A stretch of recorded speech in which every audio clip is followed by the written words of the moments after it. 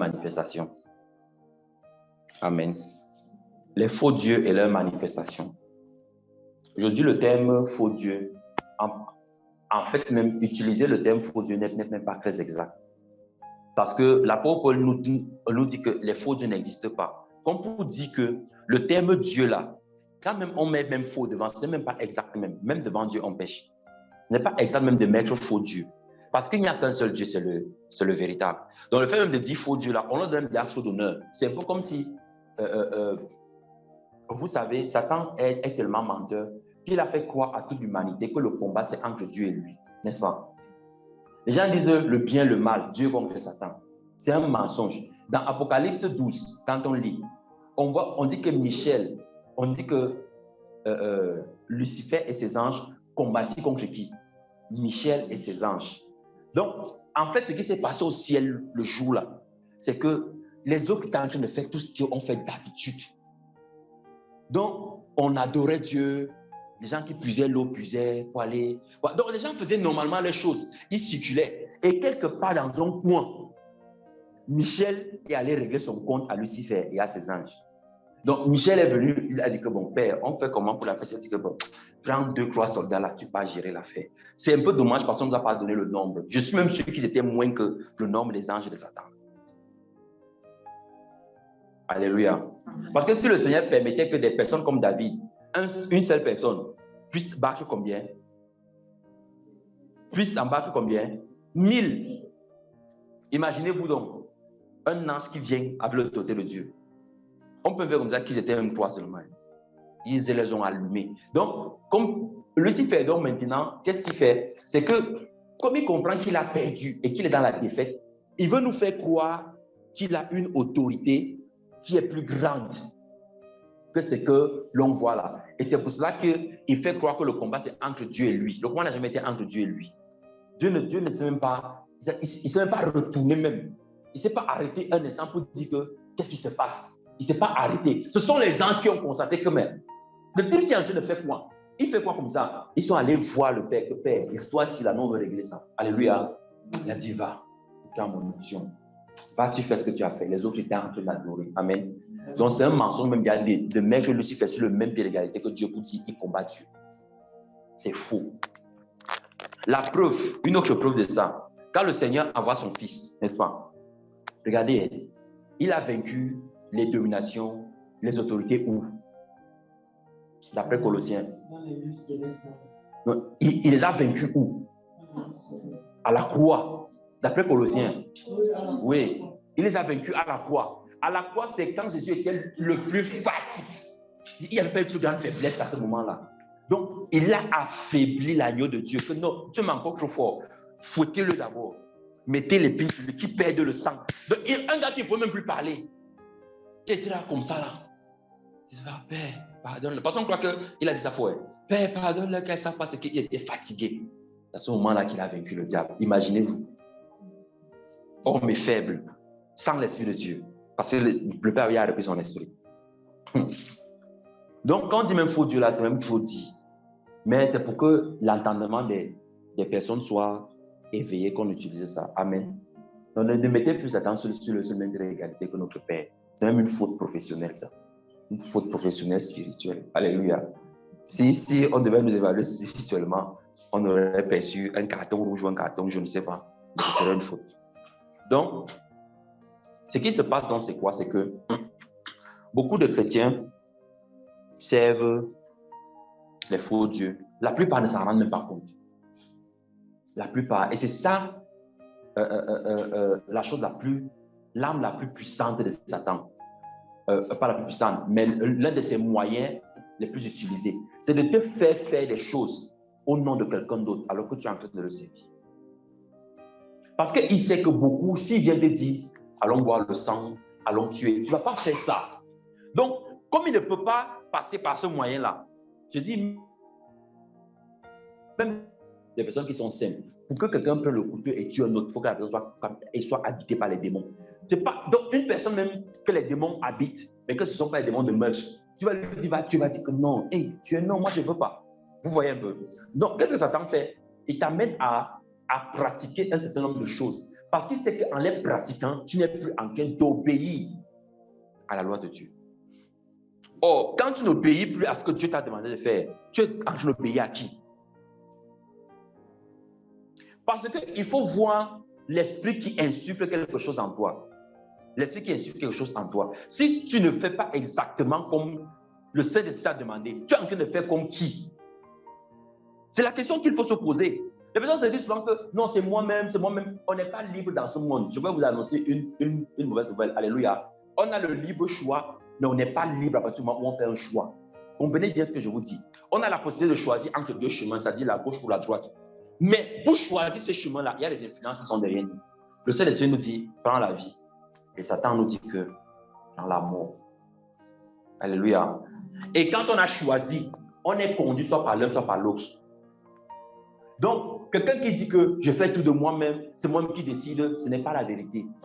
Il y a toujours un esprit qui est en train d'influencer la vie d'un enfant de Dieu. Mais le Saint-Esprit n'agit pas comme les démons. Lui, il ne veut pas t'influencer dans l'obscurité. Il ne veut pas t'influencer sans que tu t'en rends compte. Il te dit ce qu'il est en train de vouloir faire avec toi. Il te donne l'information pour que tu puisses toi-même t'accaparer de ça et savoir que ce que j'ai fait, je suis en train de faire pour le Seigneur. Alléluia. Voilà. Maintenant, donc, on a mis ce fondement. On va commencer à lire.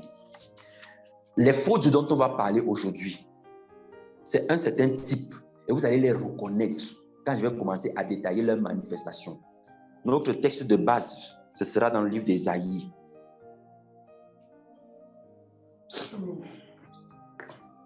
Au chapitre 44.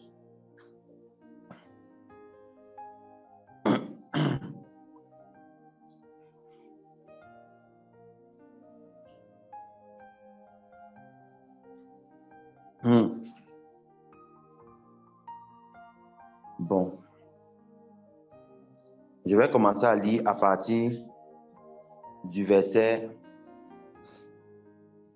8. OK? Ésaïe 44 à partir du verset 8. Tu veux bien? N'ayez pas peur et ne tremblez pas. Ne t'ai-je pas dès longtemps annoncé et déclaré, vous êtes mes témoins? Y a-t-il un autre Dieu que moi? Il n'y a pas d'autre rocher et je n'en connais point. Arrêtons-nous d'abord là. Je ne sais pas combien d'enseignements va-t-il falloir pour parler de la divinité de Jésus-Christ. Il dit, il n'y a pas d'autre Dieu que moi. Y a-t-il un autre rocher? Un autre rocher? Un autre rocher? On partage seulement la quantité qu'on pourra partager. Parce que sinon, on va finir. Il dit qu'il n'y a pas un autre rocher dont le Seigneur est le seul roc qui s'appelle la pierre angulaire que les bâtisseurs ont rejetée. Continuons d'abord. Je n'en connais point. Verset 9. Ceux qui fabriquent des idoles, ne sont tous que vanité, et leurs belles œuvres ne servent à rien. Elles le témoignent elles-mêmes. Elles n'ont ni la vue ni l'intelligence, afin qu'elles soient dans la confusion. Regardez les caractéristiques qu'on est en train de donner ici. Elles n'ont ni la vue ni l'intelligence. Retenez bien ces deux mots. Hein. Elles n'ont ni la vue ni quoi? L'intelligence. C'est-à-dire les idoles que l'on fabrique. Les idoles que l'on fabrique, ce n'est pas ceux, hein, ce sont les idoles. Suivez bien la phrase. On dit ceux qui fabriquent les idoles ne sont tous que vanité, et leurs belles œuvres ne servent à rien. Elles le témoignent elles-mêmes. Elles n'ont ni la vue, dont les belles œuvres là qui sont les idoles. Elles n'ont ni la vue ni l'intelligence, afin qu'elles soient dans la confusion. Retenez bien, non pas la vue et non pas l'intelligence. On continue. Qui est-ce qui fabrique un dieu ou fond une idole? Fondre, c'est utiliser quoi? C'est du métal, non? N'est-ce pas? Voilà. Donc, je veux quelqu'un qui va me garder les matériaux et une autre personne qui va garder les manifestations, qui va garder les caractéristiques. Qui va garder les matériaux? Priscilla. OK. Toi, tu gardes les caractéristiques. Donc, tu mets non pas de vue, non ni vue ni intelligence. Donc, tu mets ces deux manifestations-là. Esther. Priscilla, mais déjà que j'utilise la fonte. Ils fondent des métaux. Voilà. Donc, du métal. Il y a le métal déjà. On continue. Pour n'en retirer aucune utilité, voici tous ceux, verset 11, qui y travaillent seront confondus. Tous ceux qui y travaillent seront comment? Confondus. Écris là-bas, Esther. Tous ceux qui y travaillent seront confondus. Parce que quand on parle des choses, les gens ne comprennent pas. Après, on dit, oh Seigneur, pourquoi ne me réponds-tu pas? Oh Seigneur, viens à mon secours. Vous allez comprendre la source de plusieurs problèmes dans la vie des frères. Alléluia. Et voici tous ceux qui y travaillent seront confondus. Et les ouvriers ne sont que des hommes. qu'ils se réunissent tous, qu'ils se présentent. Et tous ensemble, ils seront tremblants et couverts de honte. Tremblants et couverts de honte. Les personnes qui ont peur, il ne faut pas que je développe maintenant. Prends d'abord une autre. On continue. Tremblant, couvert de honte. Le forgeron fait une hache. Il travaille avec le charbon et il la façonne à coups de marteau. Il la forge d'un bras vigoureux. Mais a-t-il faim? Le voilà sans force. Ne boit-il pas d'eau? Le voilà épuisé. Je ne veux pas rentrer ici là. Le charpentier étend le cordeau, fait un tracé au crayon. Maintenant, il a parlé du forgeron, non? Le forgeron travaille quoi? Il travaille les métaux. Voilà. Maintenant, il parle du charpentier. Le charpentier travaille quoi? Le bois, non? Voilà. Donc, notre charpentier, tu notes le bois. Voilà. Le charpentier étend le cordeau, fait un tracé au crayon, façonne le bois avec un couteau et marque ses dimensions avec le compas. Et il produit une figure d'homme. Mais aussi figure d'homme.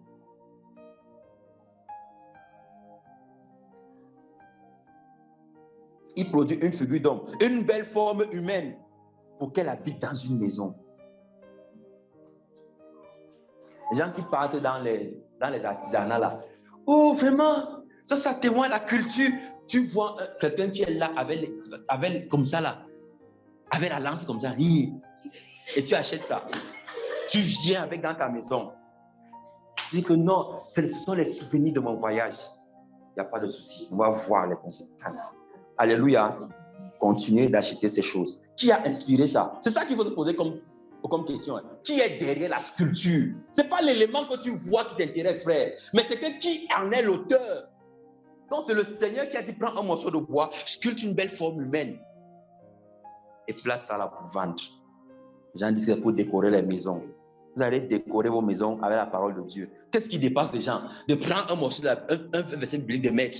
On doit décorer avec les... Bref, continuons d'abord. Hein? Sculpte un verset biblique. Tu mets dans ta maison. Jean parle pas du jour avec les machines, les chapeaux bizarres là. Verset 15. Non, verset 14. Comment? Okay. Il coupe des cèdres. Il prend des roufs et des chênes et fait un choix parmi les arbres de la forêt. Il plante des pins et la pluie les fait croître. La pluie les fait comment? Pour qu'un arbre croisse, il faut la pluie, il faut le soleil, n'est-ce pas? Note ça, Esther. Quand je vais commencer à détailler, après qu'on ait expliqué tout ça. Verset 15. Ces arbres servent à l'homme pour brûler. Il en prend et il se chauffe. Il y met aussi le feu pour cuire du pain. Pour cuire quoi? Du pain. C'est-à-dire qu'il utilise ça pour se chauffer, pour brûler. Donc, c'est comment on dit, usage commun. Donc, notre usage commun, Priscilla. Note ça. Il y met aussi le feu pour cuire du pain. Et il en fait également un Dieu qu'il adore. Il en fait une idole devant laquelle il se prosterne. Verset 16. Il brûle au feu la moitié de son bois. Avec cette moitié, il cuit de la viande. Il apprête un rôti et se rassasie. Il se chauffe aussi et dit, haha, je me chauffe, je vois la flamme. Et avec le reste, il fait un Dieu, son idole. Il se procède devant elle, il adore. Il invoque et s'écrie, sauve-moi, car tu es mon Dieu. Ils n'ont ni intelligence, ni entendement, car on leur a fermé, qui a fermé? On va parler de lui. On leur a fermé les yeux pour qu'ils ne voient point et le cœur pour qu'ils ne comprennent point. Il ne rentre pas en lui-même. Tu as noté que le cœur est fermé. Ils n'ont ni l'intelligence ni entendement, car on leur a fermé les yeux pour qu'ils ne voient point et le cœur pour qu'ils ne comprennent point. C'est quelqu'un qui a fermé. Donc, les yeux de prière, on souvent dit, Seigneur, touche son cœur, ouvre son cœur, atteins-le. Arrêtez ces yeux de prière-là. Ce n'est pas Dieu le problème. Ce n'est pas Dieu le problème. Alléluia. Ce n'est pas lui. Parce qu'il dit qu'on leur a. Qui a fermé? Et s'il a dit que je leur ai fermé le cœur, on leur a. C'est quelqu'un d'autre qui a fait ça. C'est contre lui qu'il faut prier. Ce n'est pas pour Dieu. Que Seigneur agit, Seigneur agit, Seigneur agit. C'est comme ce qui se passe souvent dans les mariages. Quand l'homme est violent, il tape la femme chaque jour. On vient te dire à la femme, calme-toi, calme-toi, calme-toi. On ne va jamais voir l'homme pour lui dire arrête de taper. Je suis ta femme. On vient toujours voir la femme pour dire que supporte, le mariage c'est ça, endure encore, reste comme ça. Alléluia. C'est la même chose que les chrétiens font avec ce de prière là. Oh Seigneur, agis. Oh Seigneur, fais. Oh Seigneur, encore une fois. Alors que c'est l'autre. On dit quelqu'un a fermé, il est parti avec la clé. Poursuit le gars qui a la clé. On prend la clé, on ouvre. Tu es là en train de dire que, oh Seigneur, défonce la porte. Dieu n'est pas un brigand. Il ne défonce pas les portes. Alléluia. Le Seigneur ne défonce pas les portes. Il l'ouvre, il cogne. Si tu n'ouvres pas, il ne va pas entrer. C'est l'autre qui défonce les portes. Donc, verset 20. Amen. Merci mon frère pour la référence. Donc, c'est lui qui fait ça. Ce n'est pas notre Seigneur. Amen. Verset 19. Continuons d'abord. Il ne rentre pas en lui-même. Et il n'a ni l'intelligence, ni le bon sens de dire. Suivez, il dit, le Seigneur dit, il ne dit pas que c'est la révélation. Hein.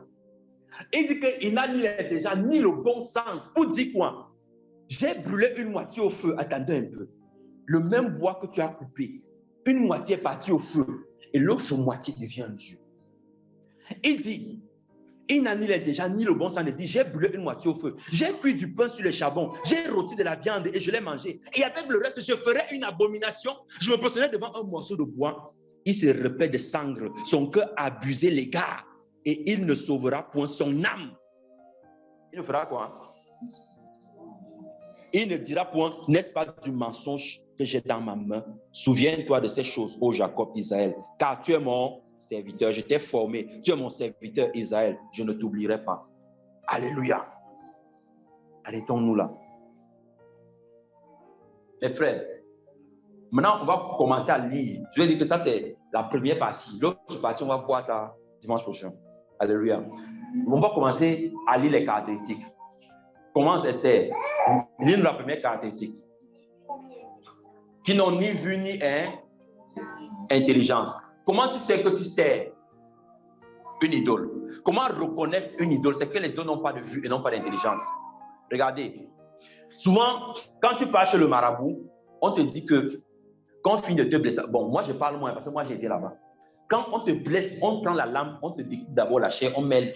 Je ne sais pas s'il y a des gens ici qui connaissent le sas.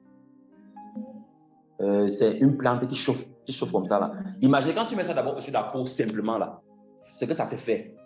Mais on coupe, on met ça dans les blessures. Et on dit que comme tu parles là, tu ne te retournes pas. Si tu te retournes, tout ce que tu as subi là n'aura servi à rien. Maintenant, quand tu es en train de partir, moi, ce qui nous a toujours sauvé, frère, je sais pas, hey, Dieu est bon. Hein. Chaque fois qu'on partait, il y avait quelque chose qui s'est passé, on se retournait. On dit, quand vous partez là, personne ne dit rien. On est comme ça. Après, avec mon frère Thierry, on commence à jouer. Il me taquine, il dit, ah, laisse-moi, qu'est-ce que tu me déranges? Après, on s'est encore fait, hey, on a parlé. Le Seigneur est bon. Et quand je pense à ça, je bénis le nom de Dieu. Parce que quand tu gardes ça, tu ne parles pas. C'est ta vie qui est restée comme ça. On dit, hey, on a parlé. On dit, en tout cas, on a parlé un peu. On a parlé un peu. Donc, ça n'a pas compté. On parle comme ça. Alors que le Seigneur a récupéré quelque chose que mes enfants, je vais vous sauver. Parlez quelque chose avec. Et regardez un peu. Quand on dit ni vu, sans intelligence. Regardez une ordonnance comme celle-là. Et après, on va te dire qu'il faut renouveler ça chaque année. Où est l'intelligence dedans? Si c'est véritablement que cette personne te sauve, pourquoi on doit renouveler ça chaque année? On te donne des conditions, on dit que si tu violes ça, ce n'est pas l'enfant que tu n'as pas blindé qui va mourir, c'est l'autre. Où est l'intelligence dedans? Le Seigneur dit que chacun paye pour son crime. Comment toi, on va te blinder? Toi, tu reviens, toi qui es blindé. Moi, tu dis que non, moi je ne veux pas faire vos choses-là. Moi, je ne crois pas en ça. Quand maintenant la mort vient, la mort prend celui qui est blindé. Et on dit que c'est parce qu'il n'a pas renouvelé son sacrifice. Moi qui ne suis pas vos choses, moi ça ne m'arrive pas. Où est l'intelligence dedans? Les faux dieux mettent des gens dans des situations où quand tu rentres en toi-même, tu te rends compte qu'il y a un problème dans l'affaire qu'on est en train de me demander de faire ici. Si tu ne vois pas que ça manque d'intelligence, tu ne vas pas comprendre que c'est un faux Dieu que tu sais. Comment quelqu'un entre dans la maison, il frappe n'importe qui? C'est quel genre de Dieu ça? Même un dicton, même les dictons, il y a un dicton bantou qui dit que une dent a pourri toute la bouche, n'est-ce pas? À cause d'une dent, n'est-ce pas? Que ça a pourri toute la bouche. Ça veut dire qu'on connaît quand même la dent qui a commencé à pourrir avant de avant de gâter toutes les autres dents. Et que ces dents-là, si on l'enlève, n'est-ce pas que la maladie s'arrête? Pourquoi on ne peut pas venir extraire ce qui est mauvais? Est-ce que la façon de faire de Dieu, quand Abraham lui a parlé, quand il descendait à Sodome et à Gomorrhe, Abraham lui a dit quoi? Que ce n'est pas ta façon de faire, Seigneur. Tu ne peux pas faire mourir le juste avec le méchant. Loin de là, la façon de faire de l'Éternel. C'est pour ça qu'il a dit que oui, je ne peux pas faire ça. Il dit donc que si tu trouves donc quel nombre de justes, ils ont commencé la discussion. Puisqu'ils sont arrivés au nombre que l'on connaît. Et on n'a même pas trouvé ce nombre-là. Et même ce nombre qu'il n'a même pas trouvé, il a quand même sauvé le seul juste qu'il y avait là-bas dedans, qui était l'autre. Parce que même ses filles n'étaient pas justes, hein, avec sa femme, non. Les filles qui n'ont pas couché avec leur père, pour dire qu'on va préserver. Et ce sont elles qui ont amené les Amoréens. Donc, toutes les personnes que vous voyez, les pères épouser les filles là, les machins comme ça, qui enfants, c'est cette descendance diabolique là. Si tu n'es pas racheté par Christ, tu vas pratiquer les mêmes choses. Amen. Les idoles ne voient pas. Ça veut dire que quand tu l'invoques, elle ne va jamais te répondre là. Et moi, je suis souvent surpris, chrétien, écoutez-moi bien. Arrêtez de vouloir démontrer que Jésus-Christ est Dieu. Ce sont les autres qui doivent démontrer qu'il n'est pas Dieu. Parce que nous prions à son nom et il se passe des choses. Que quelqu'un vienne et produise des preuves. Je vous dis, hein, demandez à toutes les personnes qui disent que Jésus n'est pas Dieu, qu'il est homme. On l'a dit que quand le nom d'un homme, tu viens avec, on prie sur le malade, on voit s'il va guérir. C'est la seule chose que Dieu ne permet pas. Alléluia. Dieu ne permet pas ça. Même les faux prophètes, pour faire des faux miracles, ils sont obligés d'évoquer le nom de qui? Vous avez déjà vu un faux prophète dire au nom de Belzébul que ça se passe. Ils ne peuvent pas. Dieu n'a pas permis cela. Alléluia. Il a mis tout dans le nom de son fils. Donc même le faux prophète, pour se connaître, pour que Dieu accumule les preuves contre lui, quand il dit au nom de Jésus, c'est un puissant mystique qui œuvre. Mais Dieu va lui dire que tu œuvres avec un puissant mystique, mais tu appelais mon nom pourquoi? Parce qu'il sait que s'il appelle le nom de la puissance mystique, il ne va rien se passer. C'est pour ça qu'il appelle le nom de Jésus. Et les gens disent que non, c'est un autre Jésus qui l'appelle. Arrêtez de croire ça. C'est que Dieu a renfermé l'autorité dans le nom de son fils. Donc dites à ces personnes, quand elle dit que Jésus n'est pas dit qu'il n'y a pas de problème, viens avec le nom de ton prophète, on prie avec, voici quelqu'un qui est malade. Moi je prie au nom de Jésus et il y a des guérisons. Le Dieu qui voit répond. Un Dieu qui voit répond. Des personnes qui prient des dieux qui ne leur répondent jamais. Vous êtes en train de prier quoi? Vous êtes en train de prier quoi? Quelqu'un se lève chaque jour, comme je vois le musulman fait, et il se retrouve 5 fois, il met sa tête, il cogne, tape, le front devient même noir. Depuis qu'il fait ça depuis 50 ans, Dieu lui a parlé un jour. Il a fini de faire 100 jours, et puis le Seigneur dit que j'ai vu ta peine, j'ai vu ce que tu as fait. Mais il continue, pourquoi? C'est une idole qui servent. Alléluia. Ces gens sont en train de servir des idoles, des dieux qui ne voient pas. Et vous savez pourquoi le Seigneur fait ça? Parce qu'en effet, les démons ne voient pas. Ils ne voient pas ce qu'il y a dans ton cœur. C'est de ça qu'il parle. Quand tu demandes à Dieu quelque chose sur la disposition de ton cœur, le Seigneur te répond. Pourquoi? Parce qu'il voit ton cœur. Les démons ne voient pas. Donc quand tu lui demandes quelque chose, qu'est-ce qui me prouve même que celui-ci dit la vérité? D'abord, je m'en fous même. Il y a des personnes qui ont commencé à prêcher ça et à donner ce caractère à Dieu, alors que ce n'est pas la vérité. Puisque Dieu répond quand il veut, c'est faux. Dieu ne répond pas quand il veut. Dieu n'est pas impoli. Quand on s'adresse à lui, il répond. Il est le Dieu qui répond. Regardez dans toutes les prières, tous ceux qui ont invoqué le nom du Seigneur, depuis la fête Samar jusqu'à la fin, quand ils ont invoqué le nom du Seigneur, le Seigneur a répondu. Dites-moi où quelqu'un a prié Dieu et Dieu n'a pas répondu. Lorsque Isaac s'est rendu compte que Rebecca n'enfantait pas, on dit qu'il a fait comment? Il allait prier Dieu et Dieu lui a répondu. Il s'est rendu compte. Ça dit qu'il a d'abord vécu un certain temps. Après, il a vu que sa femme l'a poussé. Il a d'abord pensé que c'était normal. Au bout de ce temps, il a dit que non, ce n'est pas normal. Il allait prier le Seigneur et Rebecca est tombée enceinte. Tous ceux qui ont invoqué le nom du Seigneur, le Seigneur leur a toujours répondu. C'est quelqu'un qui voit. Notre Dieu est le Dieu qui voit. Alléluia.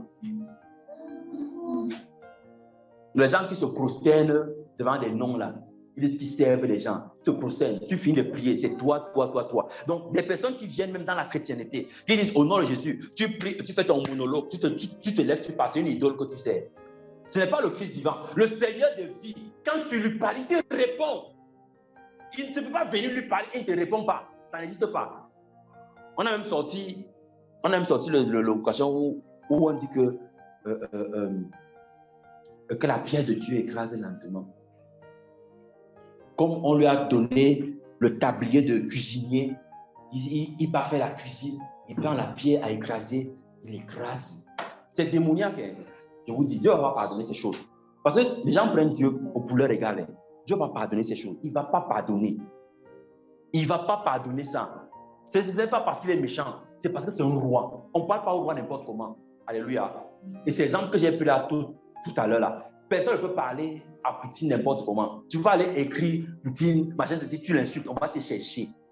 On va venir te trouver. Le KGB va te trouver. Que tu parles comme ça. Et c'est à Dieu qu'on dit des choses bizarres comme ça. Lui, la deuxième caractéristique. Tous ceux qui y travaillent seront confondus. Seront confondus. Ils seront tremblants et ils seront confondus. Comment tu sais que tu sers une idole? C'est lorsque tu es toujours dans la peur du lendemain. Tu t'inquiètes de ce qui va t'arriver demain. Tu es en train de servir une idole. Donc, les meetings où on dit ne t'inquiète pas du lendemain, chrétien, aie confiance, on est en train de fortifier un petit. La solution, c'est de te dire que arrête l'idole que tu sers là, viens, tu sers le vrai Dieu. Parce que le Seigneur dit, quand on a lu par la suite, il dit ne crains rien, Jacob. Ne crains pas. Souviens-toi de ces choses. Parce que je t'ai choisi et tu es mon serviteur. Combien de fois le Seigneur a-t-il dit à ses enfants que ne craignez point? Combien de fois? Parce qu'il est en train de leur rappeler que si vous avez les regards sur moi, vous allez voir ce qui va se passer. Quelqu'un qui s'inquiète que ça va se passer comment demain? On va même manger quoi demain? Mes enfants seront quoi demain? Oh, machin, ceci. Oh, Seigneur. Et on improvise des jeux de prière comme ça. Seigneur, vraiment garde mon enfant. Lui de prière, oh, la peur qui anime un jeu de prière, c'est une idole que tu es en train de prier. C'est une idole. On ne s'approche pas de Dieu pour prier parce qu'on a peur. On s'approche de Dieu pour prier parce que quoi? Hébreux 4. Est-ce que tu peux lire ça pour nous? Hébreux 4, 16. On va voir ce que le verset dit. On va dire, approche-toi avec tremblement, c'est ça. Approchons-nous avec crainte, avec tremblement et peur. Lis pour nous. Hébreux chapitre 4, verset 7. Approchons-nous donc avec assurance. Attends d'abord, avec quoi? Assurance. On a dit tremblement, avec peur, avec anxiété, avec doute. Continue. Approchons-nous donc avec assurance du trône de la grâce, afin d'obtenir miséricorde et de trouver grâce, pour être secouru dans nos besoins. Trouver miséricorde, de trouver grâce et être secouru dans nos besoins. Tu ne viens pas parce que ton besoin est déjà résolu. L'assurance ne vient pas du fait que ton besoin est résolu. L'assurance vient du fait que celui à qui tu t'agresses peut résoudre n'importe quelle solution. Il peut résoudre n'importe quel problème, il peut donner n'importe quelle solution. C'est en cela que vient l'assurance. Donc quand je m'approche vers lui, c'est comme ma fille. Quand elle vient me demander que papa, je n'ai pas de stylo, est-ce qu'on a déjà mis le goûter dans mon sac? Elle ne me demande pas comment je vais faire pour mettre le goûter dans son sac. Elle me demande si on a mis. Non, c'est comme elle vient me demander les comptes.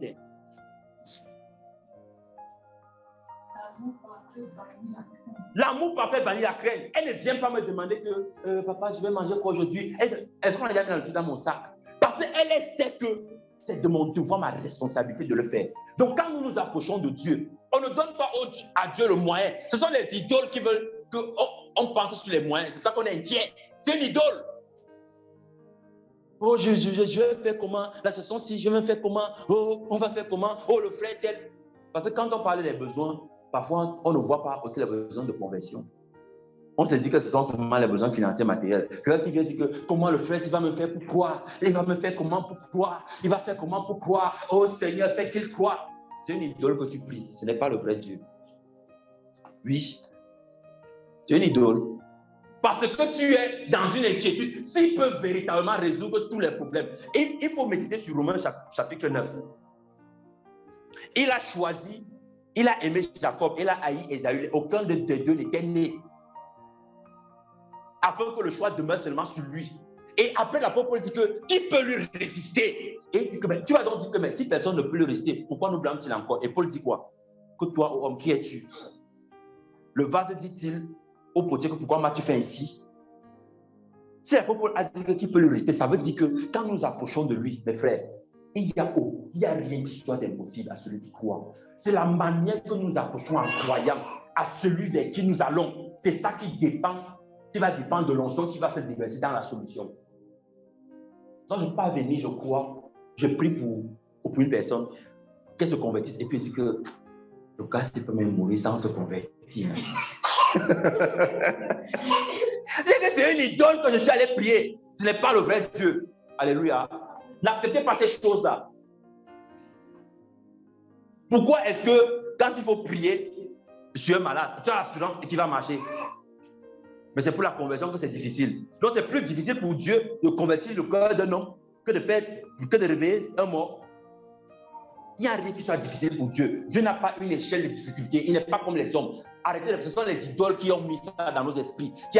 Il y a des échelles de difficulté parce que les idoles disent que pour pouvoir faire ça, il faut faire tel type de sacrifice. Pour pouvoir faire tel type de sacrifice. Ce sont les idoles. Ce n'est pas le Dieu véritable.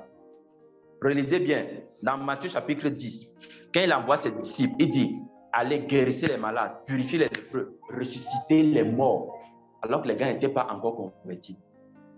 Puisque c'est quand il est sur le point de partir sur la croix qu'il dit que Pierre, quand tu seras converti, affermis tes frères. Donc, ils n'étaient pas convertis. Ils sont allés faire ce que beaucoup de gens recherchent aujourd'hui.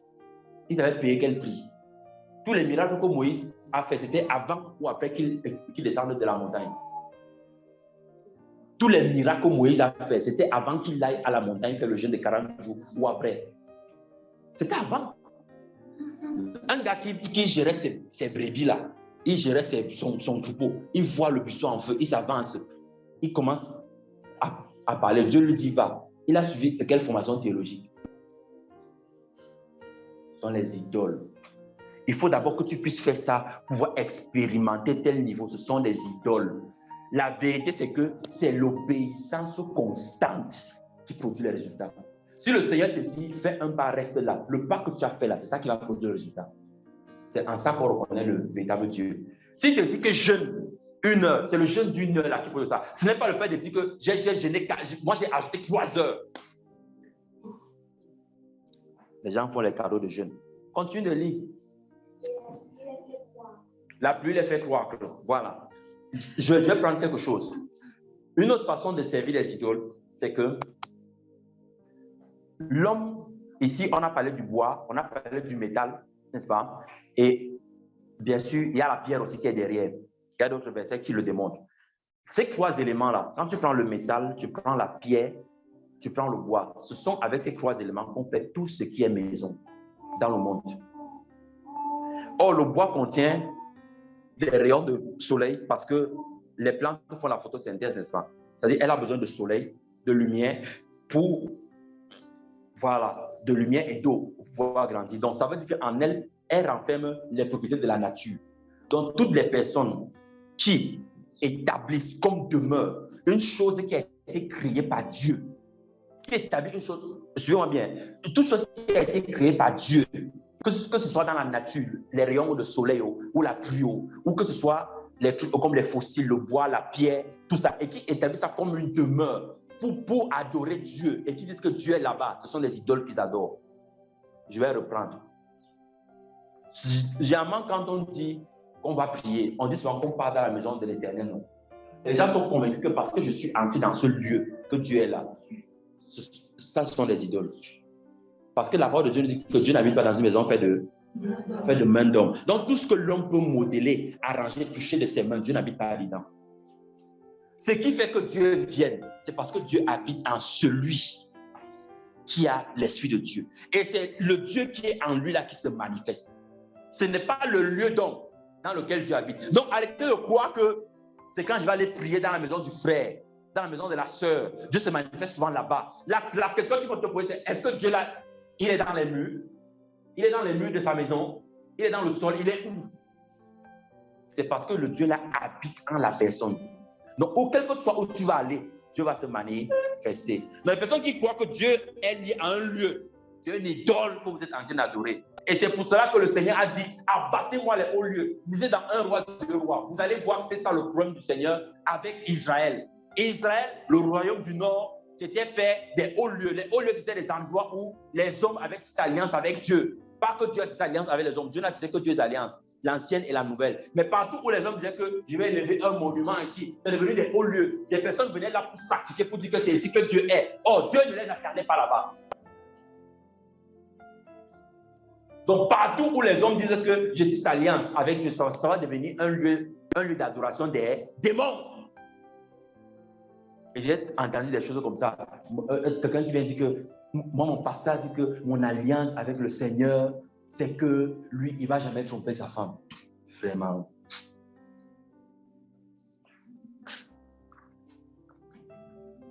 Si on pouvait acheter la chicotte, on allait fouetter certains frères comme ça. Là. C'est combien de coups là, frère, que le Seigneur avait dit qu'on doit donner? Non, c'est 40 moins 1. Voilà, donc on applique 39 coups. Bien appliqué. Parce que c'est une honte de dire que tu tisses alliance avec Dieu sur des choses que tu te demandes de faire. C'est comme si l'enfant vient te dire que maman, je suis venu te dire que bon, chaque fois que va nettoyer le sol, il faut que tu me donnes 2000 francs. Je dis que oui, mon enfant, je suis d'accord. Amen. C'est la même chose.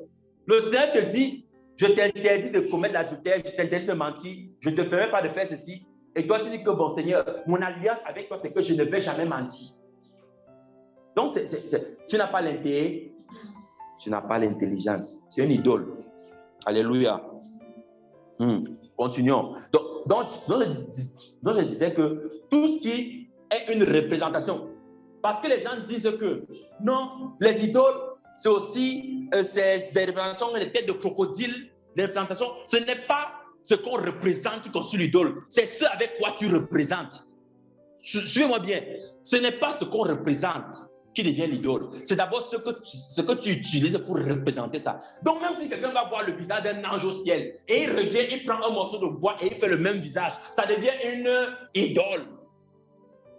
Déjà que la parole de Dieu nous montre que personne n'a jamais vu le visage de Christ. Parce qu'à chaque fois qu'on le regarde au ciel, son visage est comment? Comme le soleil. Quelqu'un peut voir le soleil et dire que je vois le soleil s'il est comme ça. Quelqu'un peut faire ça? Non. Donc, quelqu'un qui dit même que j'ai vu le Seigneur et qui redessine exactement le même visage, mais parce qu'il utilise des matériaux qui ont été créés par la parole de Dieu, cette chose-là devient une idole.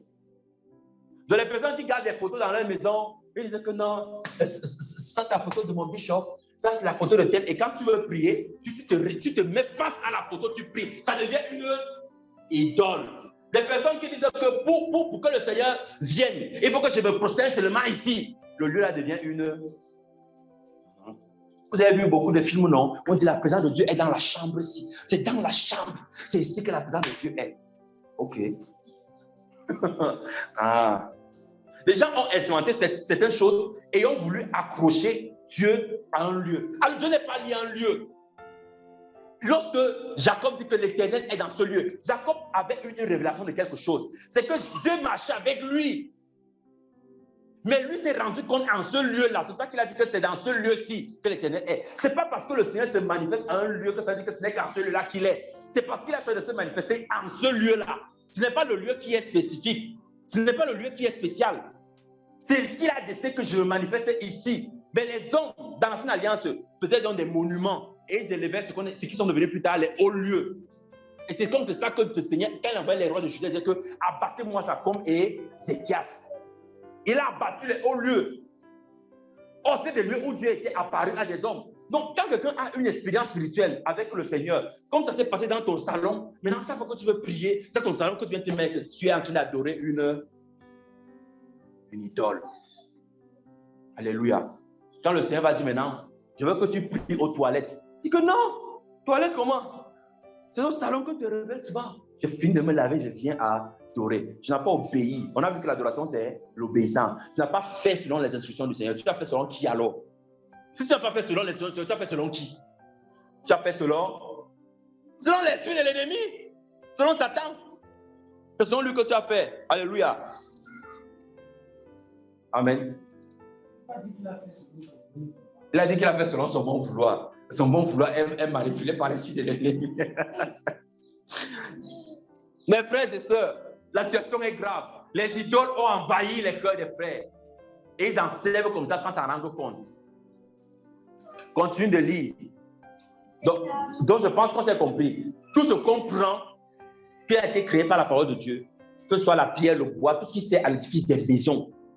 Parce que même le papier, c'est du bois. Hein. Les gens qui ne savent pas. Donc les photos que vous mettez là, les photos que vous mettez, tout ça, le papier, c'est du bois. Donc tout ce qu'on met là, aux photos, aux représentants, ce n'est pas la forme qui incombe. C'est ce que tu as utilisé pour représenter quelque chose. Et ceux qui veulent plus de problèmes, allez lire Exode chapitre 20. On va dire que les représentations des choses qui sont en haut dans le ciel, en bas sur la terre et plus bas que la terre. Il a intérêt de représenter quoi que ce soit et de pouvoir dire que ça, c'est mon Dieu. Et quand tu dis que c'est mon Dieu, c'est pour dire que quand tu pries, tu te concentres sur ça.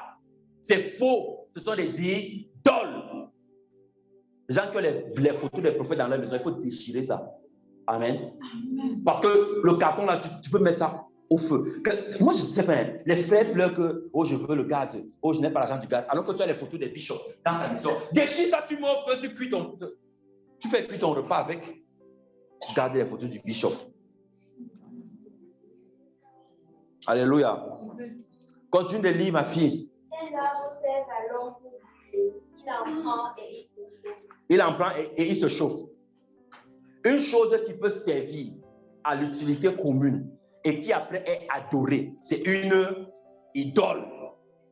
Comment on prend un morceau de bois, on chauffe, on utilise ça pour se chauffer et après on dit que non, l'herbe si, c'est l'herbe, on appelle ça comment là? Ou le roi de l'herbe, quoi là? Le roi de l'herbe. Voilà. Quoi? Nyarilo. Ok. Donc, quand on prend ça, on dit que l'herbe si, la manière même qu'on présente l'herbe, comme tu sens dans ton cœur, il y a la puissance, l'autorité dedans. À partir du moment où tu confères déjà les choses que Dieu seul peut faire à une autre entité, ça devient une idole. Ça devient une idole. Le bois qu'on utilise pour chauffer les maisons, quelqu'un utilise ça maintenant. Pour faire quoi? Pour dire que c'est mon Dieu. Comme il y a l'endroit là qu'on appelle où c'est Golgotha de quoi? Ça, c'est un Golgotha des démons. Donc, je ne sais pas comment ça s'appelle, je ne me souviens plus du nom. Parce que, regardez quelque chose. Des personnes se disent que c'est en allant prier là qu'il va se passer quelque chose. Ce sont des quoi? Des idoles.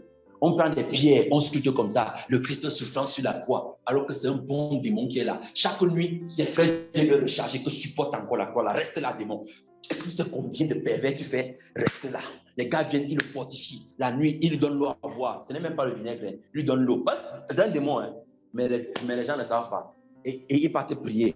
Et ceux qui viennent dire que, oh vraiment, oh Marie, et qui défait les nœuds. Et regardez la Marie et qui défait les nœuds là. Ils n'ont pas l'intelligence, ils ne rentrent pas en eux-mêmes. Pour dire que, comment je peux me bouger dans la boue? Si c'était simple comme ça, frère. N'est-ce pas, le Seigneur disait que, bon, mon fils, tu ne vas pas mourir même quoi. Tu me quoi? Regardez, la boue qui est dans... Allez nager dans la boue là. Vos péchés sont pardonnés, tous les nœuds seront brisés. N'est-ce pas beaucoup plus facile? Lorsque Naaman est venu, il a dit que je pensais qu'il allait sortir, il allait agiter sa main parce qu'il voulait voir une idole. Mais Élisée avait compris que je ne suis pas une idole. Je ne suis pas un Dieu. C'est l'Éternel qui est Dieu, va te laver dans l'eau. Et qu'est-ce que Naaman m'a dit? Que si même il aurait fallu que je me lave dans l'eau, n'est-ce pas qu'il y a des grands fleuves en Assyrie?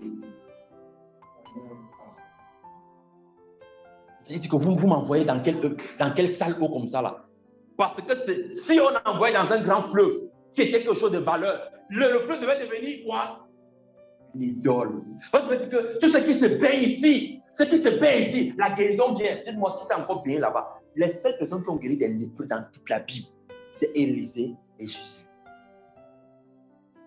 Il n'y a plus jamais quelqu'un qui s'est baigné là-bas et qui a reçu ça.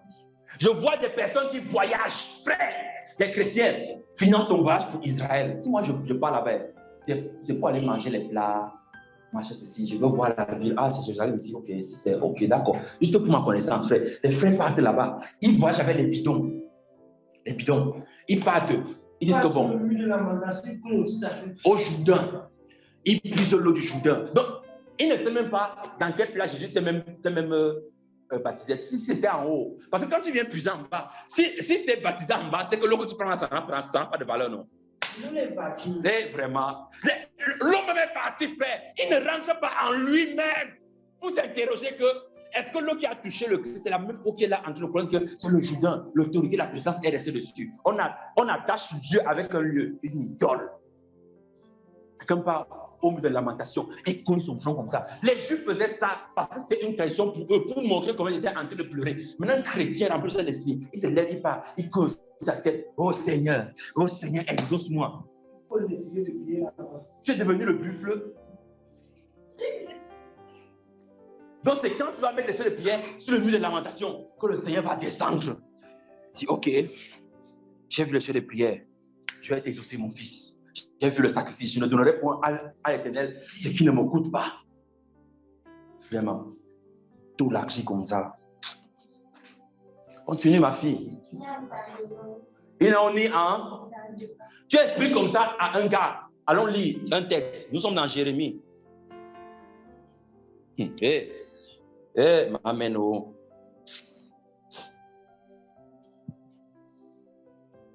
sommes dans Jérémie 44.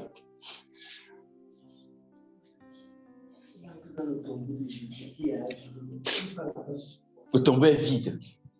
Qu'est-ce que tu peux même faire là-bas? Quand tu vas entrer là-bas, ça va faire quoi? Allons lire. Jérémie chapitre 44. Suivez. Hein? Et vraiment. L'entendement est bouché. Jérémie 44 à partir du verset 14. Nul n'échappera, ne fuira parmi les restes de Juda qui sont venus pour demeurer au pays d'Égypte avec l'intention de retourner dans le pays de Juda, où ils ont le désir de retourner s'établir, car ils n'y retourneront pas, sinon quelques réchappés. Tous les hommes qui savaient que leurs femmes offraient de l'encens à d'autres dieux, toutes les femmes qui se trouvaient là en grand nombre et tout le peuple qui demeurait au pays d'Égypte à Pacos répondit ainsi à Jérémie. Jérémie finit de leur dire que, comme vous faites ces choses-là, vous adorez d'autres dieux là, le malheur va venir sur vous. Vous n'allez pas réchapper. Et tout le monde qui était là, suivi, on dit que tous les hommes qui savaient que leurs femmes offraient de l'encens à d'autres dieux, on va parler de ça tout à l'heure. Les hommes qui savent que leurs femmes offrent des encens à d'autres dieux, et sont là tranquilles dans leur maison, vous allez comprendre ce qui va vous arriver. Toutes les femmes qui se trouvaient là en grand nombre, et tout le peuple qui demeurait au pays d'Égypte, à Pacros répondit à Jérémie, nous ne t'obéirons en rien de ce que tu nous as dit au nom de l'Éternel. Écoutez l'entendement des gens qui est bouché. Ils disent que tu nous as dit au nom de l'Éternel, mais nous ne t'obéirons à rien. Pourquoi? Suivez. Nous voulons agir comme l'a déclaré notre bouche, offrir de l'encens à la reine du ciel. Donc les gens qui disent que Marie, c'est la reine du machin. Il y a deux Maries dans l'affaire ici. Il y a Marie, qui est notre sœur, qui est au ciel, parce qu'elle a persévéré avec les apôtres, les disciples. On le voit dans le livre des Actes d'ailleurs. Elle a persévéré, elle est au ciel. Mais Marie aussi a reçu le salut. Parce qu'elle-même là, on dit que tous les hommes ont péché, tous ont fait de la grâce à Dieu, et que Jésus est mort pour tous les hommes. Donc elle-même, elle a été sauvée par la révélation de son fils. Amen. Et vous remarquerez que Jésus n'a jamais appelé Marie sa mère. Pourquoi? Parce qu'il savait d'où il venait. Il savait qu'il est le Père, qu'il est incarné dans une chair. Mais pour ne pas scandaliser les hommes, il fallait qu'il sorte par le moyen du ventre d'une femme, afin que tous comprennent qu'il est né dans le principe des hommes pour être semblable à nous. Philippiens 2, à partir du verset 5. Donc, il a été rendu semblable à nous. Or, s'il a été rendu semblable à nous, c'est qu'avant, il n'était pas ça. Il était sous la forme de Dieu, mais il était rendu semblable à nous en venant naître comme un simple homme. Donc, cette Marie-là, elle est au ciel. Il n'y a pas de souci sur elle. Comme Pierre, comme Paul, comme Jacques, comme Jean, comme Jacques. Ils sont au ciel. Ceux qui ont persévéré dans les deux apôtres. Mais celle qu'on dit que la reine du ciel, là, qu'on appelle la Sainte Vierge Marie, elle, c'est un démon. C'est un démon. Et ce démon-là a commencé depuis, voici Jérémie 44. Ça a commencé depuis. Ce n'est pas aujourd'hui que ça a commencé. Pourquoi? Parce que la royauté, dans le ciel, il n'y a qu'un seul roi. Il n'y a pas la reine. Regardez même dans le livre des rois. Dans le livre des rois, on parle à peine de deux reines, peut-être même une seule. La reine de quel roi là? Ça va me revenir après par la grâce de Dieu. Qui est écrit dans le livre de Proverbes pour donner la sagesse à son fils. On a parlé d'une seule reine. Et elle était reine parce que pourquoi? Parce que le fils était trop petit pour régner. C'est pour ça qu'elle avait pris la place et qu'il n'y avait pas de frère, qu'il n'y avait pas d'homme qui pouvait s'asseoir sur le trône. Mais à chaque fois que l'héritier de on peut être sur la lignée des hommes pour faire asseoir sur le trône. Et celui qu'on appelle le roi d'Israël, ça a commencé depuis l'ancienne alliance. Le roi d'Israël, c'est qui? C'est Dieu même. C'est pour ça que dans le livre de Samuel, quand ils ont dit que fais-nous un roi comme les autres peuples, Dieu a dit quoi à Samuel? Que ne leur empêche pas, parce que ce n'est pas toi qui gères, c'est moi. Pourquoi? Parce qu'ils ont dit qu'on veut un autre roi. Le roi d'Israël, le roi du peuple, des Juifs, Israël, ça a toujours été Dieu lui-même. Donc, à partir du moment où on dit qu'il y a une reine dans le ciel, parce que ce roi-là réside dans le ciel, on fait allusion à qui? Et c'est dans Jérémie 44. Et puis les gens disent qu'on prie ça. Que ces personnes continuent de prier, nous on n'a pas de problème. Nous on est là pour expliquer les choses, la vérité, que les gens sortent de ces ténèbres-là. Mais tous ceux qui pratiquent ces choses doivent bien comprendre qu'il y a un feu qui les attend. Et qu'ils entreront dans ce feu-là, ils n'auront que leurs yeux et leur bouche pour pleurer avec les démons qui vont les suivre. Parce que les démons vont dire avançons. Oui, on vous a trompé. On est en train de vous mentir. Vous avez entendu la vérité, mais vous n'avez pas voulu croire. Avancez là-bas. Les démons vont pleurer, mais les gens aussi vont pleurer. Donc les démons sont dans les pleurs, mais ils sont réconfortés que vous pleurez avec eux. Alléluia. Les gens prennent le chapelet, ils prient avec. C'est une idole. Parce que les mêmes boules que tu comptes là, ce sont les mêmes boules que les musulmans comptent. Ce sont les mêmes boules que les hindous comptent. Ce sont les mêmes boules que le bouddhiste compte. Qu'est-ce qui vous différencie? On a pris quelque chose que Dieu a créé. On en a fait une matière. On a dit c'est avec ça qu'on va prier. Tous les artifices que les gens utilisent. Tu commences à prendre l'eau, tu commences à prendre l'huile, tu commences à prendre le sel. On dit l'huile d'onction, sel puissant. Ce sont des idoles.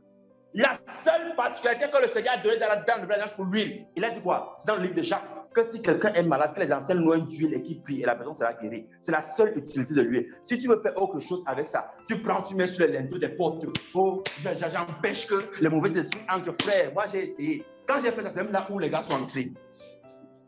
Alléluia. Donc, c'est même comme si tu as même ouvert le portail. Il y a quelque chose là-bas qu'ils ont mis.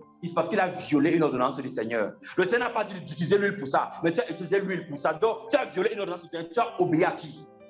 Tu as obéi à qui? Tu as obéi à l'ennemi. Et parce que tu as obéi à l'ennemi, on a le droit d'entrer chez toi. Ils entrent en bataillon. Ils remplissent le salon. Ils remplissent la cuisine. Tu marches dans ta maison, tu sens que tu es étouffé, mais tu ne sais pas pourquoi. Il fait chaud, mais tu ne sais pas pourquoi. Parce que les démons sont chargés dans l'air. Maintenant, on dit, oh, pasteur, il faut venir prier. Pasteur, il n'y a que toi. C'est une idole aussi. Lorsqu'un frère t'appelle, il dit qu'il n'y a que toi, frère, il dit qu'il n'y a pas que moi.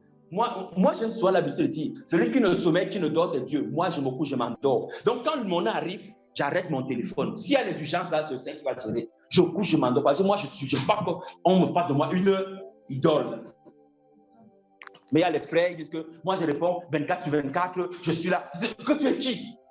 Les prophètes tel, bishop tel, 24 sur 24, 7 jours sur 7, tous vos besoins. Alors que lui, il sommeille, il dort. Mais il dit qu'il est là 24 sur 24, 7 jours sur 7. Un menteur, une idole. Alléluia. Donc, la reine du ciel, c'est là. C'est un démon. C'est un démon. Et c'est un démon qui agit dans les deux sens.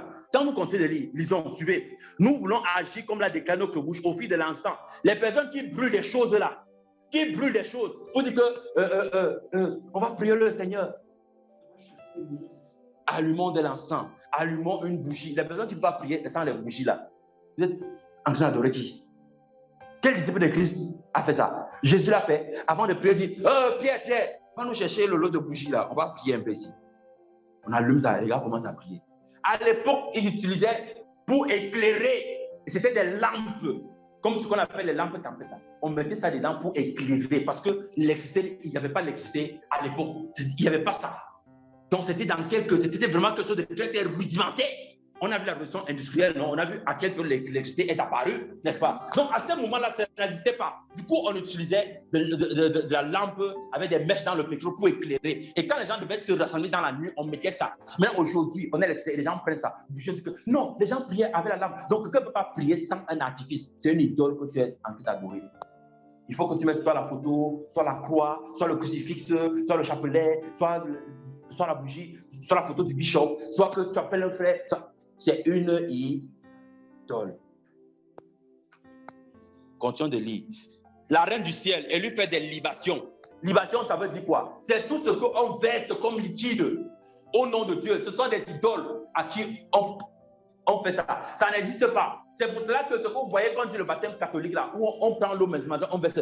Frère, c'est une libation. C'est à d'autres dieux qu'on fait ça. Même quand quelqu'un dit qu'on va faire culte de consécration, on prend la corne comme ça, là.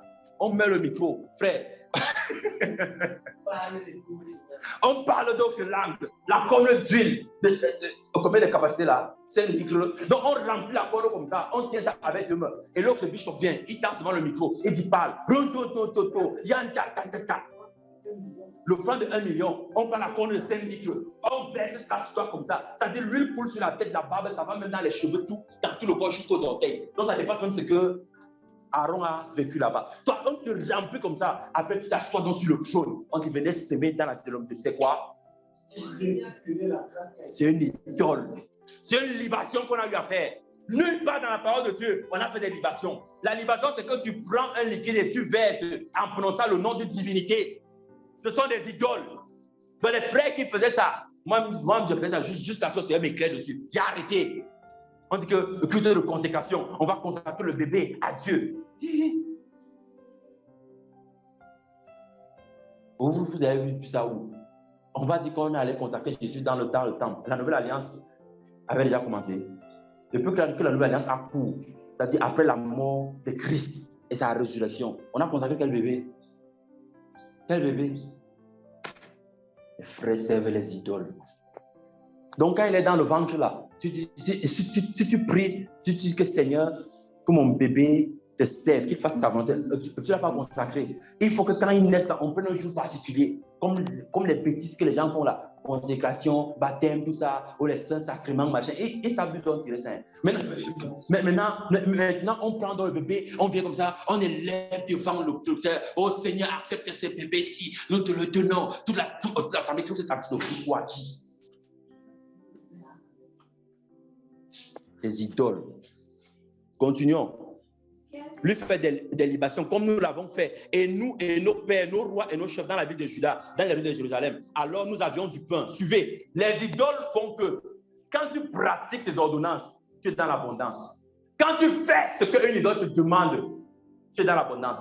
Mais dès que tu violes une seule des instructions, le malheur vient sur toi. Les personnes qui ont souvent cru que oh, telle chose m'arrive parce que je n'ai pas fait la volonté de Dieu, arrêtez de croire ça. Le Seigneur n'est pas comme ça parce qu'il fait du bon, il fait du bien, n'est-ce pas, aux bons comme aux méchants. Il fait tomber sa pluie sur les bons comme sur les méchants. Le Seigneur ne nous prive pas des choses matérielles, financières, parce qu'on fait du mal. Le Seigneur peut nous alerter. Et à cause de nos mauvais agissements, les conséquences de ce que nous aurons posé reviennent sur nous. On peut perdre des investissements parce qu'on n'a pas écouté le Saint-Esprit. On peut tomber dans une disgrâce où le commerce tombe parce qu'on n'a pas suivi les sessions du Saint-Esprit. Ce n'est pas parce que Dieu vient dire que je vais détruire le commerce. Dieu ne fait pas ça. Dieu n'est pas un lâche. Ce sont les idoles qui font ça. Alléluia. Donc, toutes les personnes qui se disaient que oh, mon activité ne marche pas parce que vraiment, je crois qu'il faut que je prie Dieu le Seigneur, il faut que arrêter de croire en ça. C'est l'ennemi qui fait ça. Dieu ne fait pas comme ça. Si tu es enfant de Dieu et que le Seigneur t'a donné quelque chose, tu dois bénir le Seigneur pour ce qu'il t'a donné et tu dois marcher dans ses voies, pas parce que tu as ces choses-là. Est-ce que vous comprenez? Donc, ce n'est pas parce qu'on a des revenus, on a quelque chose au conseil le Seigneur que hey, si je ne le sais pas, je vais perdre ça. Si tu comprends ça comme ça, c'est que tu es en train de servir quoi? Une idole. Amen. Et il dit donc que alors, nous avions du pain pour nous rassasier. Nous étions heureux et nous ne pouvions point de malheur. Les personnes qui disaient que avant je vivais dans l'abondance, avant j'étais heureux, mais depuis que j'ai accepté le Christ, vraiment, je souffre, ma vie est difficile. Oh, c'est comme ça. C'est que tu es en train de te rappeler des idoles que tu servais. Donc tu crois aussi que le Dieu que tu es venu servir est une idole. Que lui, il va te donner la joie, la paix, l'assurance, la sécurité. Il va nourrir, il va te rassasier. Pas c'est de ça qu'il parle ici. On était rassasiés, on ne manquait pas de pain, on était alors heureux. Pourquoi? Parce qu'on servait, on donnait des libations à la reine du ciel. Quand tu sais un démon, il s'arrange à te satisfaire sur le plan physique, matériel, financier. Il va te donner tout ça, mais il ne va jamais te donner la paix parce qu'il ne peut pas te donner ça, parce que ça vient du Père. C'est ça que Jésus a dit, je vous donne ma paix, je vous laisse ma paix, pas comme les hommes l'ont fait. Je vous laisse ma paix, pas comme les hommes la donnent. Je vous la donne d'une autre manière. C'est-à-dire que la paix de Dieu, c'est lui-même. Mais Melchisédek, le roi de paix, Salem, qui vient habiter dans le cœur des hommes, afin que sa paix qui surpasse toute chose fasse comment? Garde nos cœurs. Les personnes donc qui n'ont pas la paix en elles-mêmes, qui n'ont pas la paix, c'est que tu es en train de servir quoi? Une idole.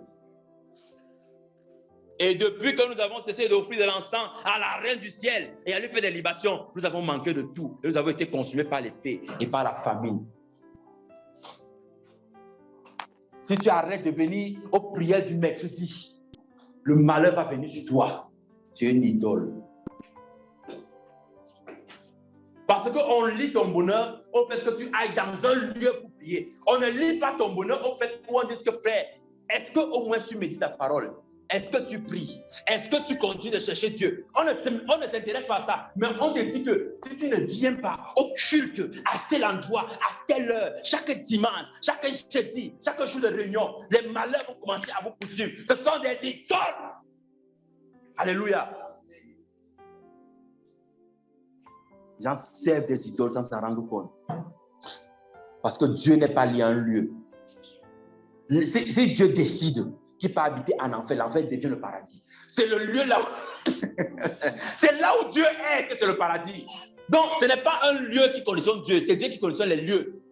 Si tu décides de venir habiter dans ta vie devient le paradis. C'est ta vie, c'est ton corps qui est le paradis. Mais les gens négligent ça. Les gens qui veulent aller en bain à tout prix là, jusqu'à même frauder, faire les faux culs comme ça. Les idoles. Alléluia. Amen. Continue de lire, ma fille.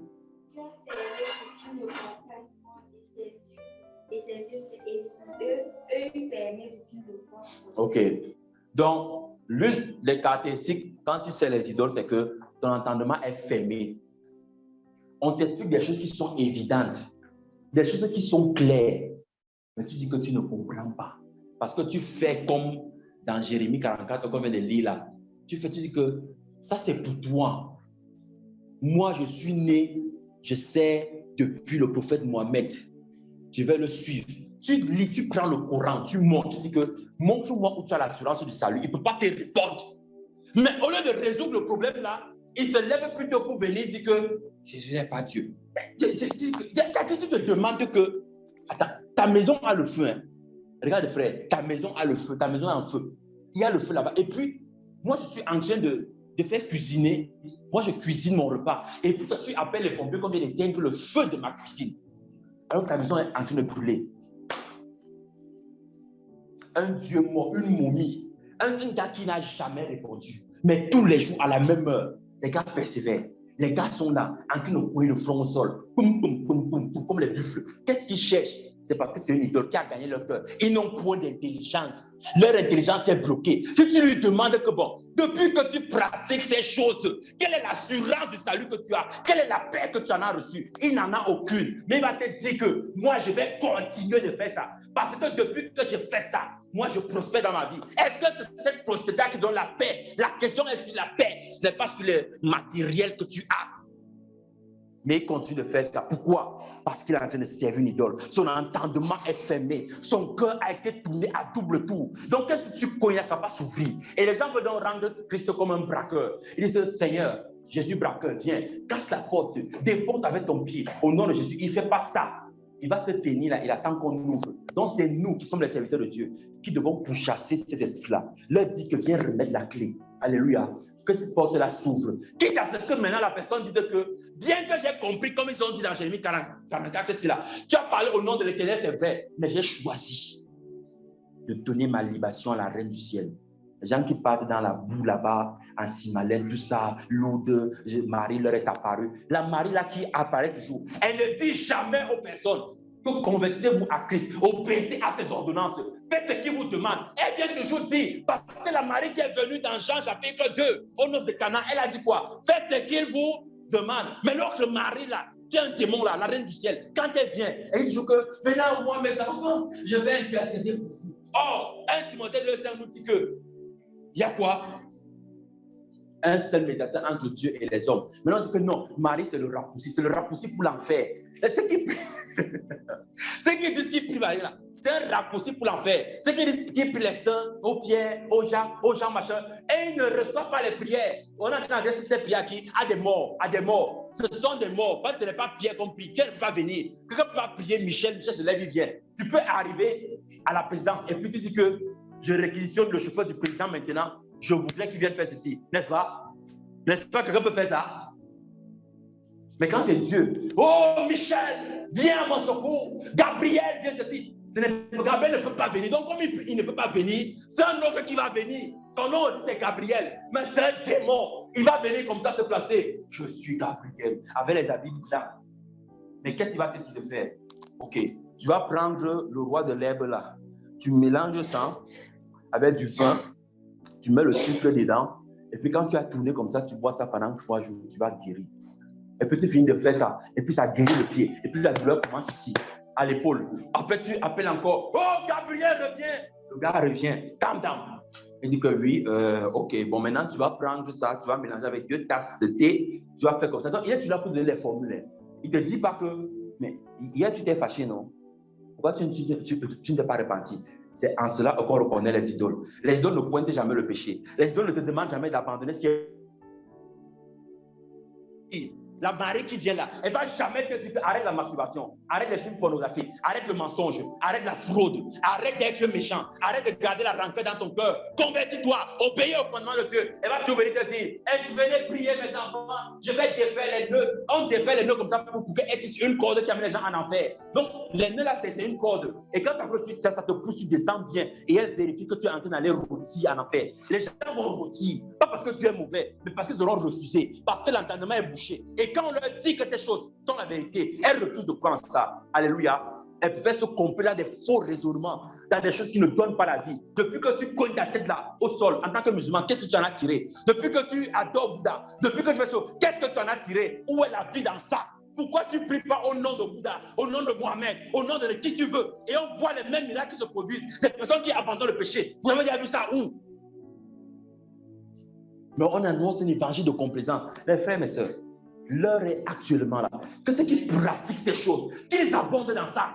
On ne va pas, on prie pour que les hommes soient sauvés. On n'est pas là pour faire autre chose. Donc, si quelqu'un dit que je vais servir la reine du ciel, je vais servir Mohamed, je vais servir Bouddha, je vais servir, que la personne serve de toute sa force et de toute sa vigueur. Parce qu'il ne faut pas que tu aies brûlé en enfer pour rien. Il faut quand même, quand tu brûles, que tu saches que oui, j'avais servi de toute ma force le péché. Alléluia. Ça ne sert à rien de regresser. Il ne faut pas être à moitié. Tu essaies, tu rentres, même chrétien. Il ne faut pas essayer. Que tu essayes, tu vois. Non. Il faut servir. Si tu dis que tu pêches, non.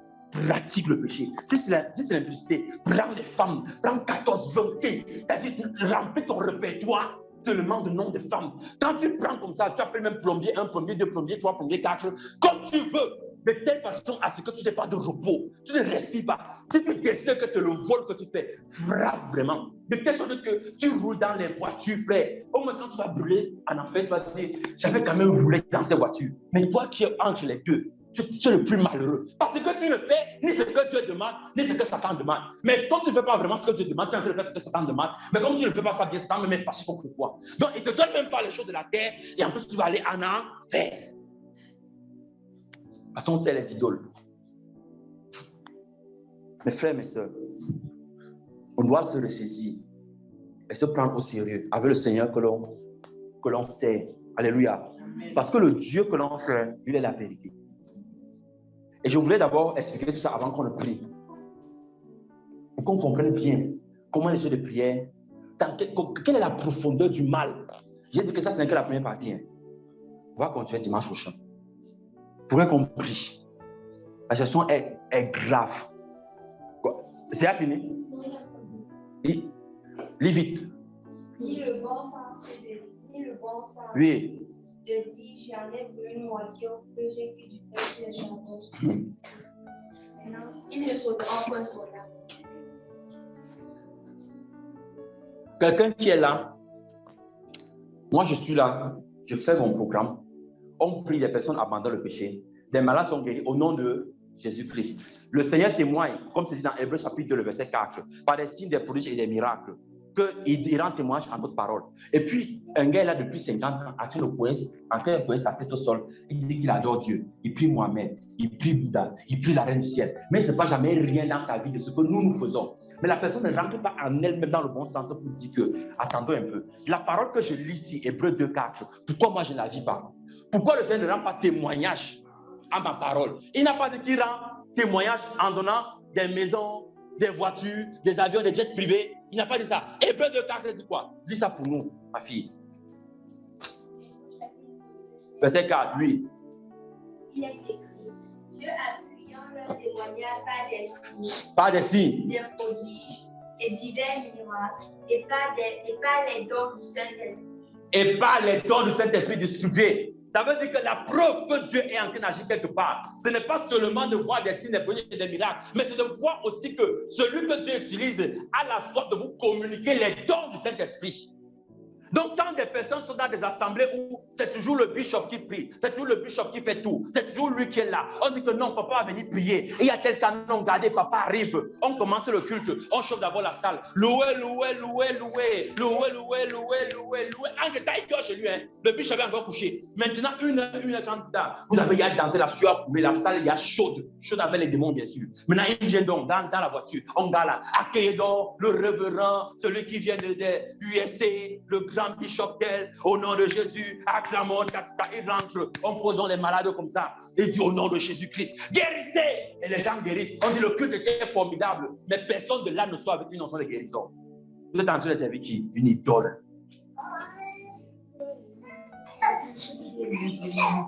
On chante, oh mon frère, il m'a élevé, élevé, il m'a élevé, élevé. Satan est en bas, j'écrase Satan. Et ce le gars s'embrouille. Il dit que tu m'écrases, tu es en train de me servir. Tu me sers. Fais ton œuvre. Comme les anglo-saxons disent, do your work. Fais ton travail. Alléluia. Les personnes qui ne peuvent pas rentrer en elles-mêmes pour s'interroger. Que la voie que je suis en train de suivre ici, qu'est-ce que j'ai gagné d'après ce que les Écritures m'enseignent? Non. Les idoles. Alléluia. Mes frères, l'heure est grave. Je nous en prie, hein. L'heure est grave. On sait les idoles à tous les niveaux, à toutes les personnes. Les simples exemples que j'ai pris là, vous pouvez vous représenter ce qui se passe. Je ne vais même pas aborder la deuxième partie. On va voir dimanche prochain. Les autres types d'idoles. Je voudrais compris. Lorsque le Seigneur voit qu'on se révolte contre les idoles, il n'y a pas plus grande option. C'est lorsque Moïse a dit, séparez-vous en deux camps, ceux qui sont pour l'Éternel avec moi. Les autres sont restés non. Il a dit, prenez les armes. Donc, il y a des gens qui ont tué ce jour-là leurs enfants, des enfants qui ont tué leurs parents, des mères qui ont tué leurs filles, des maris qui ont tué leurs femmes. Est-ce que vous imaginez même le degré de justice que Dieu a? Est-ce qu'on s'imagine? Je dis, ce jour-là, des maris ont tué leurs femmes, des mères ont tué leurs filles. Pour rendre justice, parce que Dieu a dit on ne peut pas. Et c'est après ça qu'il a dit à Moïse que ma colère est apaisée, remonte, je vais te donner d'autres lois. Il ne peut pas donner avant ça. Donc il y a un degré de révélation de choses qu'on ne peut pas vivre tant qu'on cohabite avec les idoles. Ça ne dépend pas de qui tu dois faire mourir. Donc pas les jeux de prière que tu ton voisin, tu celui qui combat ta destinée. Mais on va se révolter contre les idoles là. Alléluia. Contre ces idoles, on va les mettre à mort. On ne peut pas les laisser vivre. Elles ne peuvent pas continuer de vivre en nous, c'est trop. Elles nous ont fait trop de désordre, trop de préjudice. On ne peut pas les laisser continuer. Parce que tout le temps, elles volent le temps de Dieu. Elles agressent le Père. Elles refusent qu'on lui donne l'amour qu'il mérite. Parce qu'il est celui qui est mort à la croix pour nous, au travers de son Fils. Ils refusent tout ça. Mais ces idoles sont là. On leur donne du repos. Parce que Jésus a dit que lorsque un démon est sorti d'un corps, qu'est-ce qu'il fait? Il va dans les lieux d'arrêt cherchant quoi? Du repos. Donc quand tu laisses les idoles prospérer dans ta vie, tu les laisses comme ça, c'est que tu leur donnes du repos, tu donnes du repos aux démons. Et quand tu donnes du repos aux démons, c'est parce que tu veux troubler le cœur de Dieu.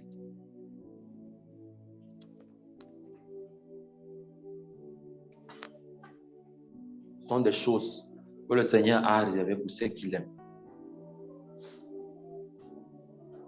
On va prier.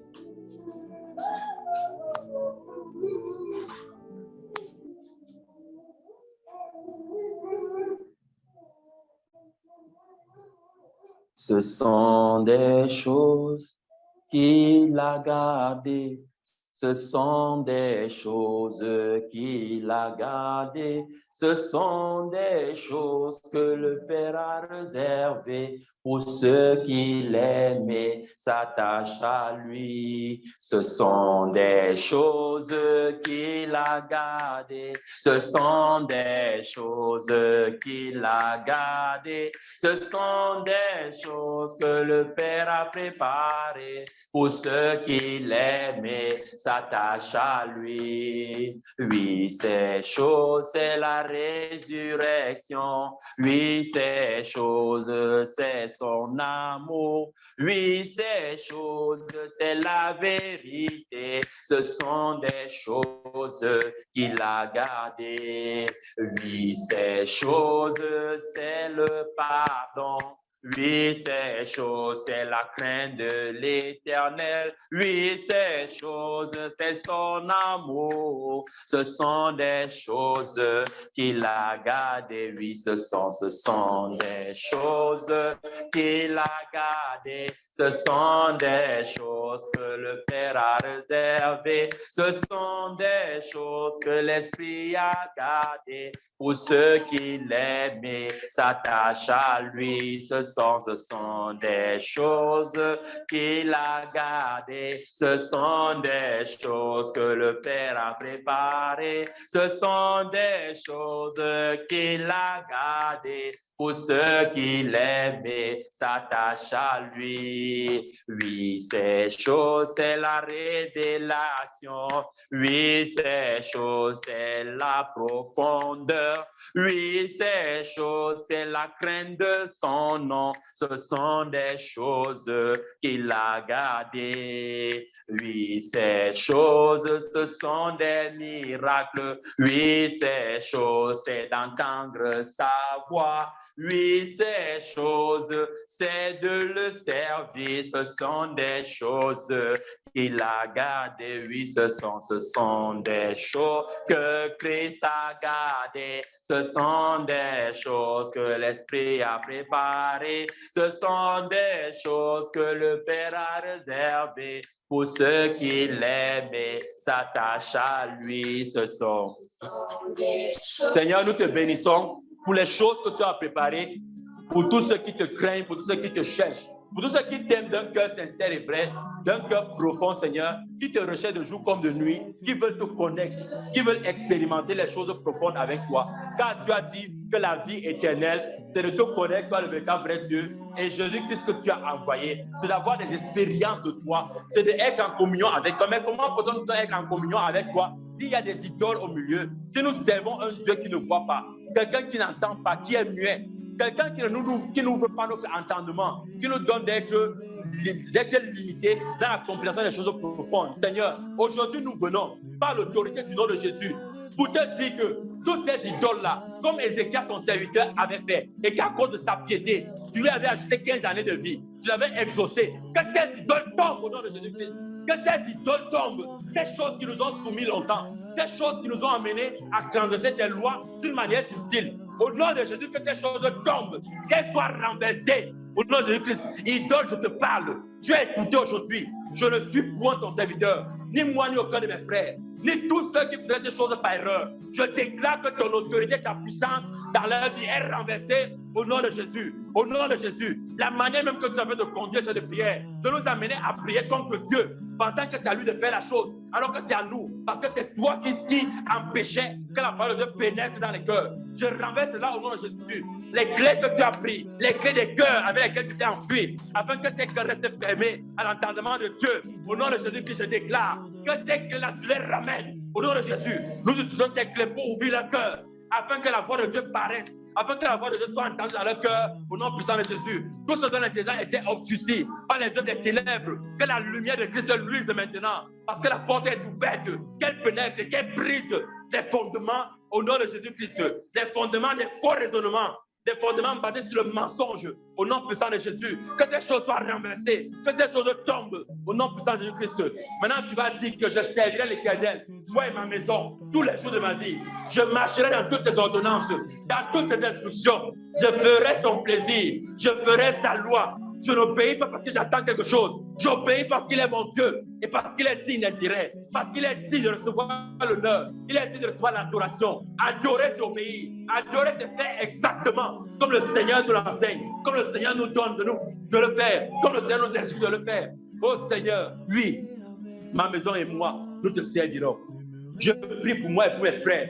Je prie afin que, Seigneur, que chacun te sait profondément, différemment, puisse t'adorer de tout son cœur, de tout son être au nom de Jésus, afin que toi, le véritable vrai Dieu, que tu paraisses, Seigneur, toi, le véritable vrai Dieu, que tu te manifestes, Seigneur, toi, le véritable vrai Dieu, que ton nom soit honoré dans ce que tu fais dans la vie de tes enfants au nom de Jésus-Christ. Que jamais plus ton nom ne soit bafoué, Seigneur, mais que ton nom soit glorifié au milieu de nous, parmi nous, avec nous, au nom de Jésus. Toutes ces choses, Seigneur, nous prions maintenant pour le discernement, afin de ne plus retomber dans des pièges similaires. L'ennemi vient avec les mêmes formes de choses, mais il change la forme. Nous voulons le discernement pour comprendre le fond et non pas la forme. Les exemples que tu nous as donnés aujourd'hui, c'est afin que nous comprenions le fond et non la forme. Donne-nous le discernement, nous te prions, Seigneur. Accorde-nous cette grâce.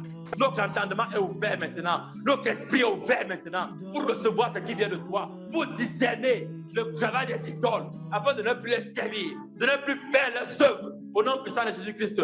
Car nous sommes ton peuple, nous sommes ton héritage.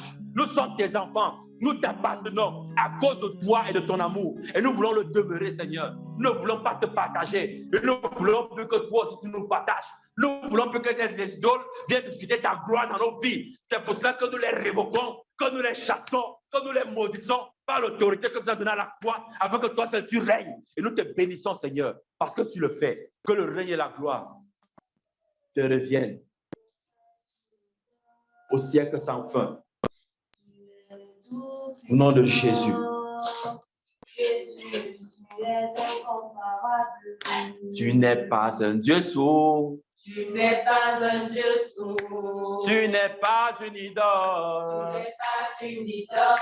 Tu es le Tout-Puissant. Oh Jésus, tu es incomparable. Tu n'es pas un Dieu sourd. Tu n'es pas un Dieu sourd. Oui, tu entends et tu exauces. Tu reçois nos prières et tu réagis. Tu n'es pas impoli, ce n'est pas ta nature. Tu nous parles, Seigneur. Oui, Seigneur, nous te bénissons. Toi qui réponds, le Dieu qui répond. Le Dieu qui répond et qui exauce. Tu es le Dieu qui répond et qui exauce. Tu ne restes pas silencieux, Seigneur, mais tu nous parles, c'est la vérité. Béni sois-tu, Éternel, que ton nom soit sanctifié et que ton nom soit clair sur toute la terre, parce que tu es le Dieu de la vie, le Seigneur tout-puissant, celui qui existe par lui-même, qui n'a été créé par rien, qui est au-dessus de tout. À toi soit l'honneur, la gloire et la force. Merci, Seigneur, pour toutes les réponses.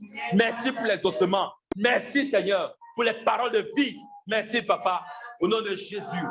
Tu es le Tout-Puissant. Oh, le Tout-Puissant, c'est Jésus. C'est Jésus. Il est incomparable. Son oreille n'est pas sourde. Sa main n'est pas courte pour délivrer. Quand tu élèves la prière, crois qu'il t'écoute. Approche-toi avec assurance du trône de la grâce pour être secouru dans ton besoin. Car il est le véritable. Son oreille n'est jamais fermée. Il n'est pas comme une idole qui est muette et sourde, qui n'entend pas, qui n'a pas d'intelligence. Une idole qui ne peut pas se mouvoir, une idole qui ne peut pas agir. Ne les craignez point, n'ayez pas peur d'elles. Elles ne peuvent rien faire, elles ne peuvent que menacer, intimider. Mais c'est parce qu'elles ont perdu la puissance, elles ont perdu l'autorité qu'elles avaient sur nous, à la croix du calvaire. Le Seigneur les a vaincus et les a mis sous ses pieds. Les idoles ont été vaincus. Ne crains plus les créations du village. Ne crains plus. Si tu marches dans les voies du Seigneur, rien ne t'atteindra. Il protège ceux qui marchent avec lui. Parce qu'il est le Dieu qui répond. Il est le Dieu qui exauce. Il est le Dieu qui entend. Il est le Seigneur de la vie.